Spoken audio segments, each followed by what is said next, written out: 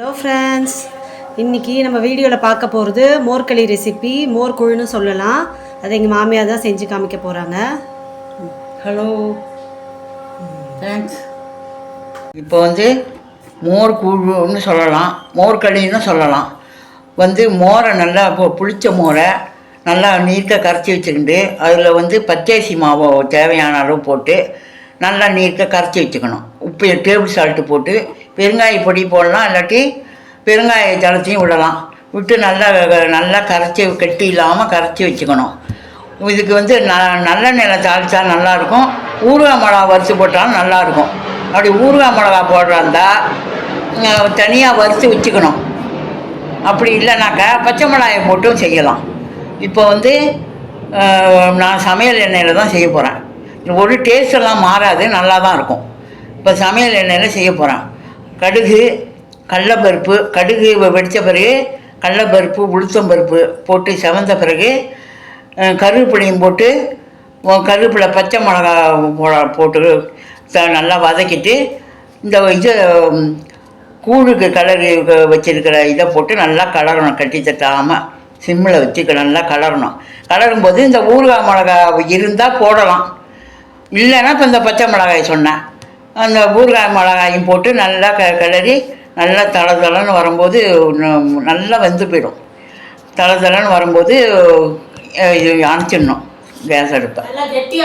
நல்லா அதான் நல்லா தளன்னு வந்தால் ஸ்பூனால் எடுத்து சாப்பிட்லாம். இல்லை கெட்டியாக ஒன்று சில பேர் அல்வா மாதிரி துண்டு போட்டு சாப்பிட்றாங்க. அதேமாரி செய்யணுன்னா கொஞ்சம் தண்ணி கூடாட்டம் கொஞ்சம் தண்ணி கூட போடாமல் மோர் கூட ஊற்றாமல் கொஞ்சம் கெட்டியாக ஊற்றி கிளறி நல்லா வில்ல போட்டு திங்கலாம். 2 விதமாகவும் காமிச்சிருக்கேன். உங்களுக்கு எது பிடிக்குதோ அதை செஞ்சு இது போடுங்க. இந்த மோர்களி ரெசிபிக்கு தேவையான இன்க்ரீடியன்ட்ஸ் ரொம்ப சிம்பிள் தான். ஒரு பிகினர்ஸ் கூட, ஒரு பேச்சுலர்ஸ் கூட செய்கிற மாதிரியான ஒரு டிஃபன் ஐட்டம் தான் இது. மோர் நல்லா புளிச்ச மோராக இருக்கணும். அது நல்லா டேஸ்ட்டாக இருக்கும். புளிச்ச மோர் தேவையான அளவுக்கு எடுத்து வச்சுக்கோங்க. அரிசி மாவு நாங்கள் ஒரு 2 டம்ளர் எடுத்து போட்டிருக்கோம். மோரை நல்லா நீர்க்க கரைச்சிக்கணும். எடுத்து வச்சுருக்க அரிசி மாவில் இந்த மோரை ஊற்றி கட்டி இல்லாமல் நல்லா கலரிக்கணும். இப்போ அடுப்பில் வைக்கலை, சாதாரணமாக தான் அப்படியே கலரும். ஸ்டவ்லாம் ஆன் பண்ணலை. அப்படியே நல்லா கெட்டி இல்லாமல் முதல்ல நல்லா கலரிடணும். தோசை மாவுக்கு நம்ம கரைப்போம் இல்லையா, அதை விடவே இன்னும் நல்லா தண்ணியாக இருக்கணும். ஏன்னா நல்லா தண்ணியாக இருக்கும்போது தான் கொஞ்சம் நேரம் நம்மளால் கலர முடியும். அப்போ தான் மாவு நல்லா வேகும். அதனால் அதுக்கேற்ற மாதிரி நல்லா தண்ணியாக கரைச்சிட்டு தேவையான அளவு உப்பு போட்டுக்கலாம். உப்பு போட்டுட்டு பெருங்காய தண்ணியை நம்ம ஆட் பண்ணிக்கலாம். பெருங்காய பொடி இருந்தாலும் பெருங்காய பொடி சேர்த்துக்கலாம். இப்போ இது வரைக்கும் அடுப்பில் வைக்கலை, வெறும்னா இதை கலரி மட்டும்தான் வச்சுருக்கு. இதுக்கப்புறம் தான் நம்ம ஒரு கனமான வாண்டிலியை போட்டுட்டு அடுப்பில் எண்ணெயை ஊற்றிக்கலாம். எங்கள் மாமியார் சொன்ன மாதிரி நல்லெண்ணெயோ இல்லைன்னா சமையல் எண்ணெயோ எதில் வேணாலும் செய்யலாம். அதனால் ஒன்றும் டேஸ்ட்லாம் மாற போகிறதில்ல. நம்மக்கிட்ட என்ன இருக்கோ அதை யூஸ் பண்ணி செய்கிறோம், அவ்வளோதான். இது ஈஸி டிஃபனுங்கிறதுனால இருக்கிறத வச்சு செஞ்சுக்கலாம், அவ்வளோதான். இப்போ கடுகு, கடலைப்பருப்பு, உளுத்தம்பருப்பு, பச்சை மிளகா பொடி பொடியாக நறுக்கி சேர்த்துருக்கு, கருவேப்பிலை சேர்த்துருக்கு. இது நல்லா வதங்கினதுக்கப்புறம் கரைச்சி வச்ச மோர் கூழ் இருக்கு இல்லையா, அதை நல்லா நம்ம ஒரு கலரி ஏன்னா அடியில் கட்டியாக தங்கிடும் மாவா. அதை நல்லா கலரிட்டு இந்த வாண்டிலியில் அப்படியே எடுத்து கொட்டிக்கலாம். இப்போது வாண்டிலியில் கொட்டினதுக்கப்புறம் கலரிண்டே இருக்கணும் கைவிடாமல். இந்த மோர்களிக்கு உகந்தது பார்த்திங்கன்னா புளிச்ச மோர் மிளகா, இதுதான் ஃபேமஸ்ஸு. மோர் மிளகா அப்போ எங்களுக்கு கைவசம் இல்லை. நாங்கள் மோஸ்ட்லி பச்சை மிளகாவே போட்டு பண்ணிடுவோம். ஏன்னா அந்த மோர் மிளகா வதக்கி அது ரொம்ப நெடி ஆயிடுறது. நம்ம ஃப்ளாட்டில் அப்பார்ட்மெண்ட்லாம் இருப்போம், அது வதக்கும்போது ஒரு மாதிரி நெடி ஆகும், எல்லாருக்கும் டிஸ்டர்ப் ஆகும். அதனால் நாங்கள் மோர் மிளகா சேர்த்துக்கிறது இல்லை. நீங்கள் மோர் மிளகா இருந்தால் அதை வதக்கி எடுத்து வச்சுக்கலாம். அது போட்டால் இன்னும் டேஸ்ட்டு சூப்பராகவே இருக்கும். மோர் மிளகா வதக்கி எடுத்து வச்சுட்டா நம்ம பச்சை மிளகா போட வேண்டாம். கடுகு, கடலைப்பருப்பு தாளித்து கருவேப்பிலெல்லாம் தாளிச்சிட்டு அந்த மோர் கூழை ஊற்றிட்டு அதை கலரின்னு இருக்கும்போதே நம்ம மோர் மிளகாவையும் அதில் ஆட் பண்ணி அப்படியே கலரிண்டே இருக்கலாம்.